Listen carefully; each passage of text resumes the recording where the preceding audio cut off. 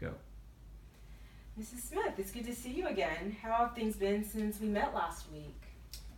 Honestly, not much has changed.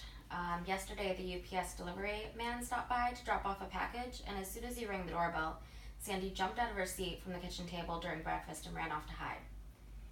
It took us almost 30 minutes to find her, and she was cowering in a linen closet. I'm just really hope that you have a good treatment plan for her. Wow, okay.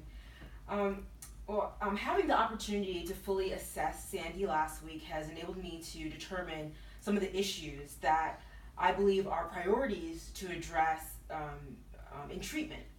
Despite what she's experienced, I can tell that Sandy is a sweet, nurturing, and smart little girl.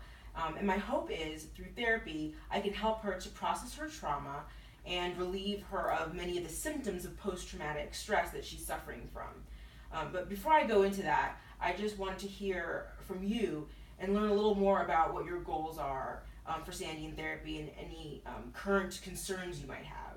Mm-hmm. Well, I agree. Sandy's a wonderful little girl, and I want her to feel safe and happy in our home.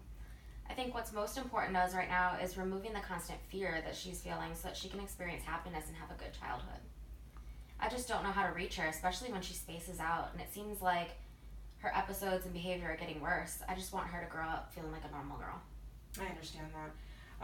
I agree that helping Sandy to experience a happy, healthy childhood is a very good goal to have, and by working one-on-one with her using a specific form of therapy called Focusing Oriented Expressive Arts Therapy, I know that's a lot, or FOAT for short, to establish safety, empathy, and trust building. I think that will help her. In my experience, this form of therapy is successful in treating hypervigilance and dissociative symptoms that Sandy suffers from due to the triggers in her past, especially growing up in a poor, crime-ridden neighborhood. The treatment will target her constant state of alarm at the slightest noise, fear of hearing the doorbell, like you were mentioning before, avoidance of knives and other things that remind her of her traumatic experience. Problem sleeping, her need to hide in order to feel safe, fits of anger, and episodes of daydreaming. So I've never heard of FOAT. What does it involve?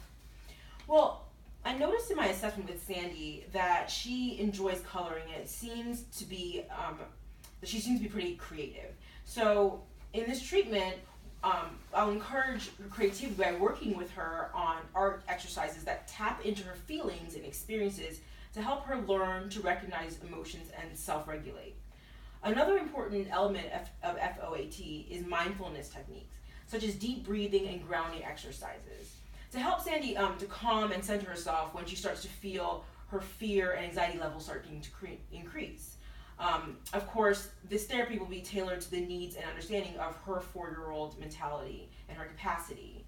But the challenge we have is helping Sandy to understand that despite her past, she is now safe in your home, as you mentioned as one of your goals.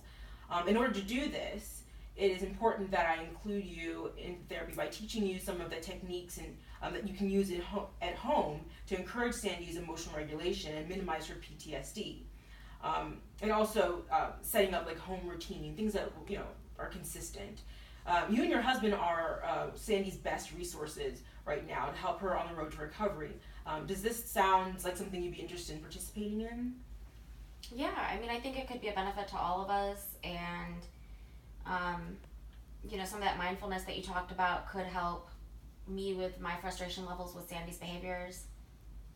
Are there any other resources in Sandy's life you think can help aid her in her recovery right now? Well, we go to church every Sunday, and she seems to like Sunday school, especially the coloring and art activities. Also, despite her behavior issues at home, she's doing pretty well in preschool. She likes her teacher and has one friend that she mentions a lot, a little girl who's also 4 years old. Other than that, we enrolled Sandy in a class at the local Y. Oh, wonderful. And so how has that class been? She's been to 2 classes so far, and in the first class she was really shy and she just kind of stood back and watched. But she's starting to warm up a bit and actually joined in towards the end of the second class. Well, this is good to hear. Expanding Sandy's social environment and positive interactions will improve her confidence level, self-expression, and self-awareness. These are themes that are they're also emphasized in FOAT treatment. And I know we've covered a lot already today.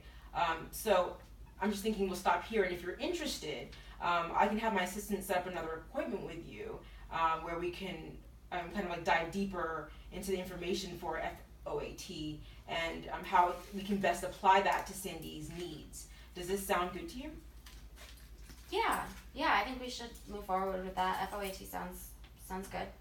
Great, and so I'll see you next week.